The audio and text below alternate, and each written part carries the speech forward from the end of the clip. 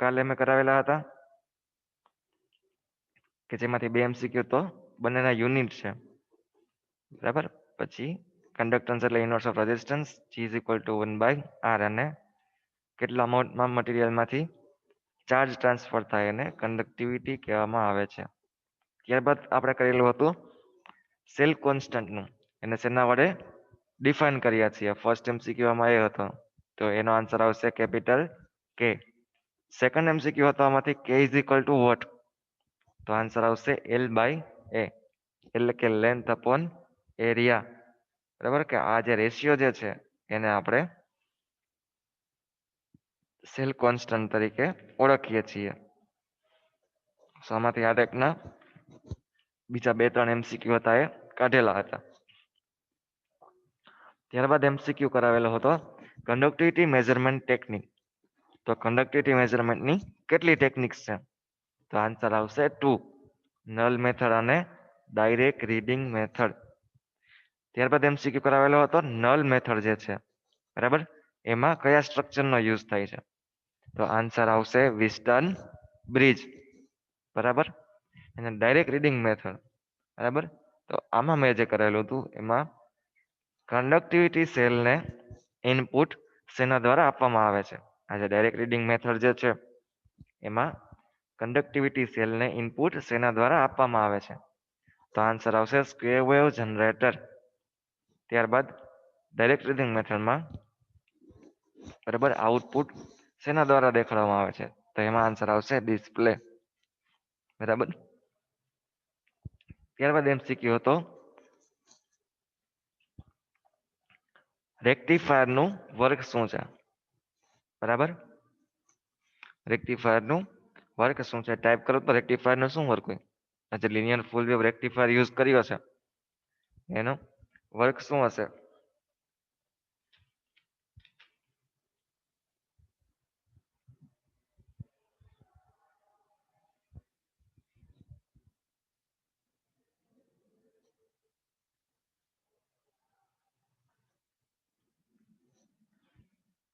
Full wave રેક્ટિફાયરનું work,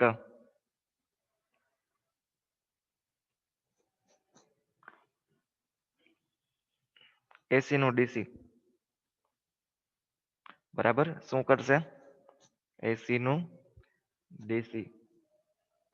યાદ રાખજો હવે ફૂલ વેવ રેક્ટિફાયર જે છે, બરાબર, રેક્ટિફિકેશન કરીએ છીએ એ શું કરીએ છીએ, એસી નું ડીસી માં કન્વર્ટ કરીએ છીએ, અને ત્યારબાદ જ એનું સ્કેલિંગ એમ્પ્લીફાયર દ્વારા સ્કેલ વાઇઝ એમ્પ્લિફિકેશન થશે, અને એ જ આપણે ડિસ્પ્લેમાં શો કરીએ છીએ.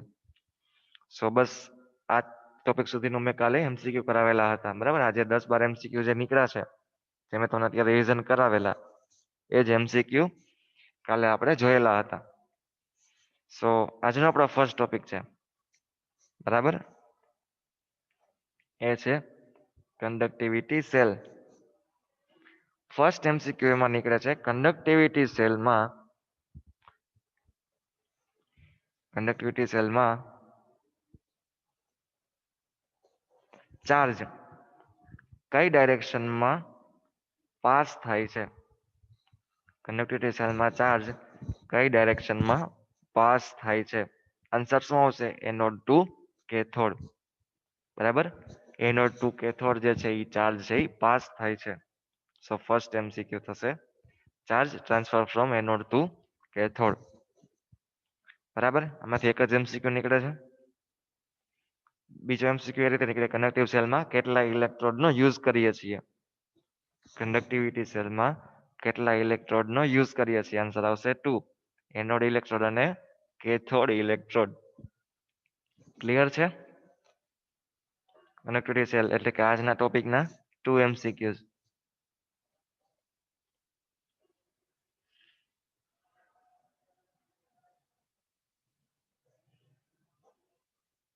ક્લિયર.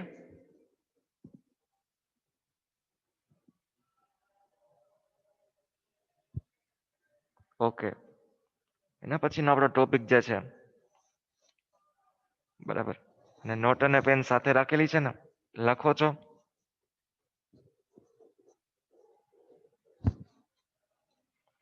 ઓકે, તો સ્લો કરાવું.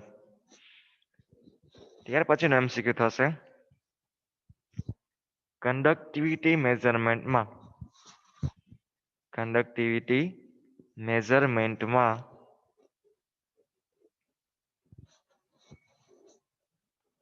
પછીનો MCQ છે કંડક્ટિવિટી મેઝરમેન્ટમાં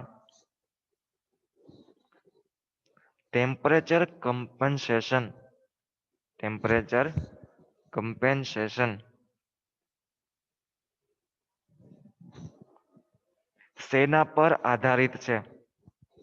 ટેમ્પરેચર કમ્પેન્સેશન શેના પર આધારિત છે?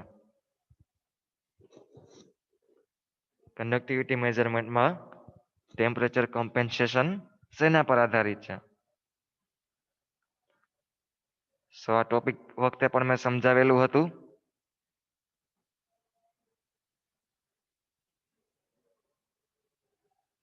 શેના પર આધારિત છે?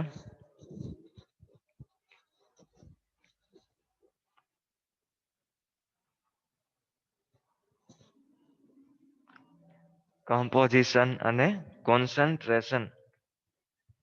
કમ્પોઝિશન અને કોન્સન્ટ્રેશન એટલે કે એક તો એના સંયોજનો એ શેમાંથી બનાવેલું છે એના ઉપર, અને કોન્સન્ટ્રેશન એટલે કે એની માત્રા કેટલી છે. એક તો શેમાંથી બનાવેલું છે, બીજું કે એની માત્રા કેટલી છે. તો આ બંને પર જે છે એ ટેમ્પરેચર કમ્પેન્સેશન છે એ ડિપેન્ડન્ટ છે. એટલે કે ફર્સ્ટ MCQ આ હતો, કંડક્ટિવિટી મેઝરમેન્ટમાં ટેમ્પરેચર કમ્પેન્સેશન શેના પર આધારિત છે?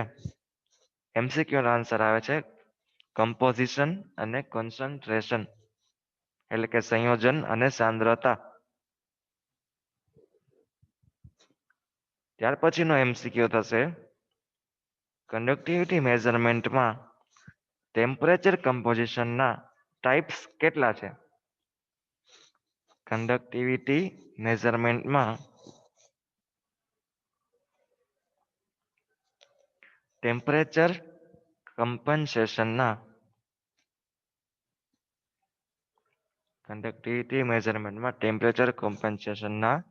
ટાઈપ્સ કેટલા છે?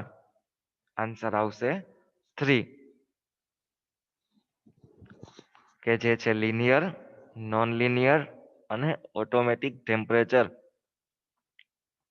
લિનિયર, નોન લિનિયર અને ઓટોમેટિક.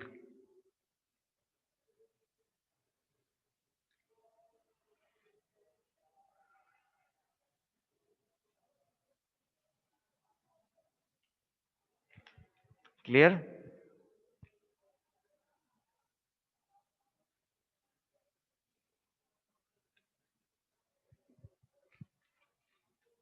ઓકે, પછીનો MCQ છે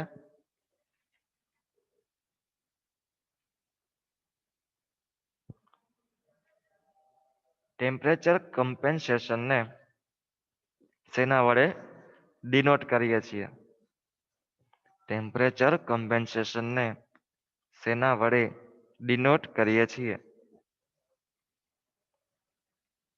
આન્સર આવે છે આલ્ફા. આન્સર આવે છે આલ્ફા.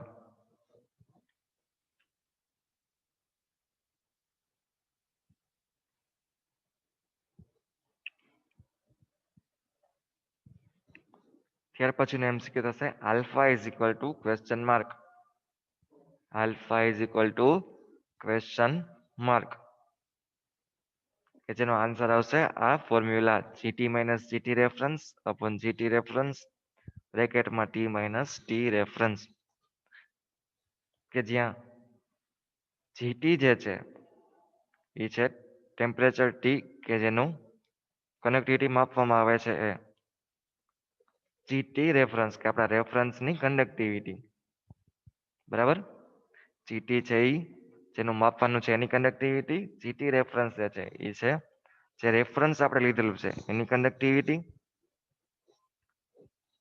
T એટલે સામાન્ય ઉપયોગમાં લેવાતું ટેમ્પરેચર અને T રેફરન્સ એટલે કે આપણું રેફરન્સ ટેમ્પરેચર. સો આ રીતે ઇક્વેશન દ્વારા આપણે ટેમ્પરેચર કમ્પેન્સેશનની વેલ્યુ જે છે એ ફાઇન્ડ કરી શકીએ છીએ.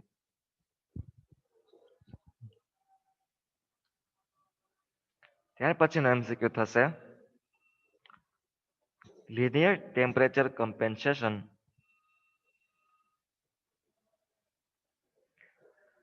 linear temperature compensation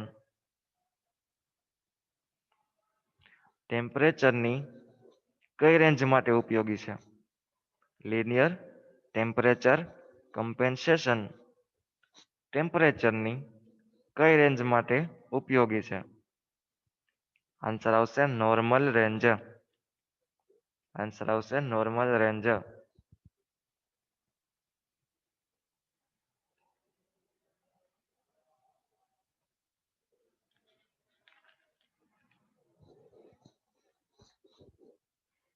clear?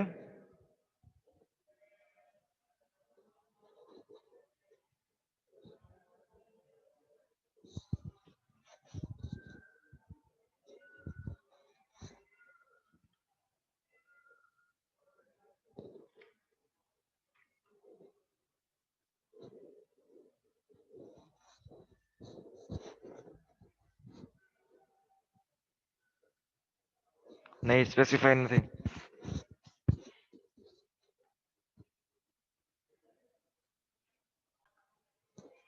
એટલે કે નોર્મલ રેન્જ એટલે કે રૂમ ટેમ્પરેચરની નિયર અબાઉટ ની જે રેન્જ હશે, બરાબર, એ બધાના માટે આપણે linear યુઝ કરીએ છીએ. અને હવે પછીનો MCQ થશે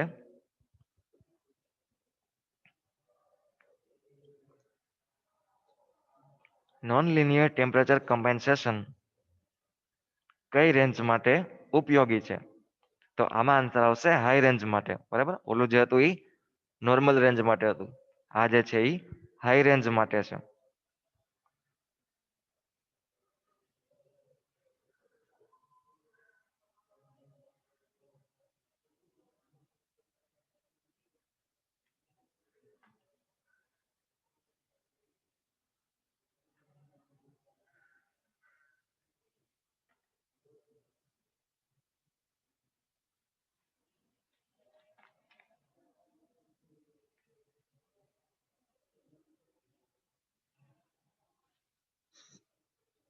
ક્લિયર?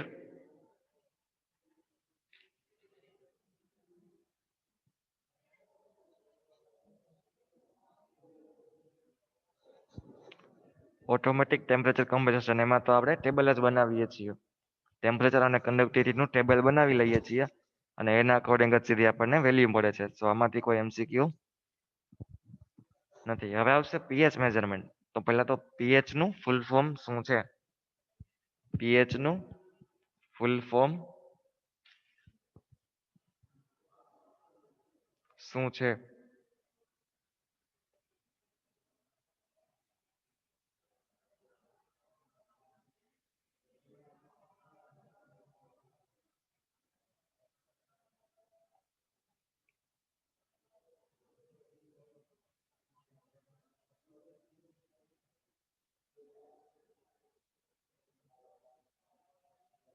શું આવશે આન્સર?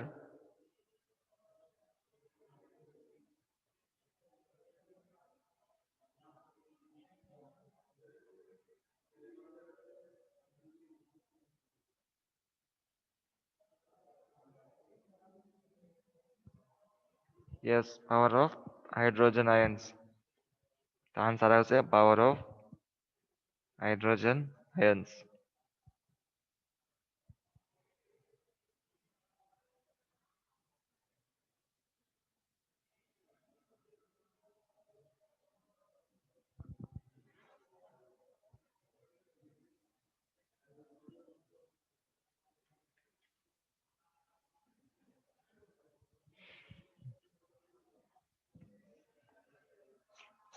પછીનો MCQ થશે pH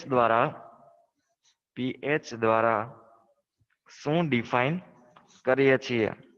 pH દ્વારા શું ડિફાઇન કરીએ છીએ?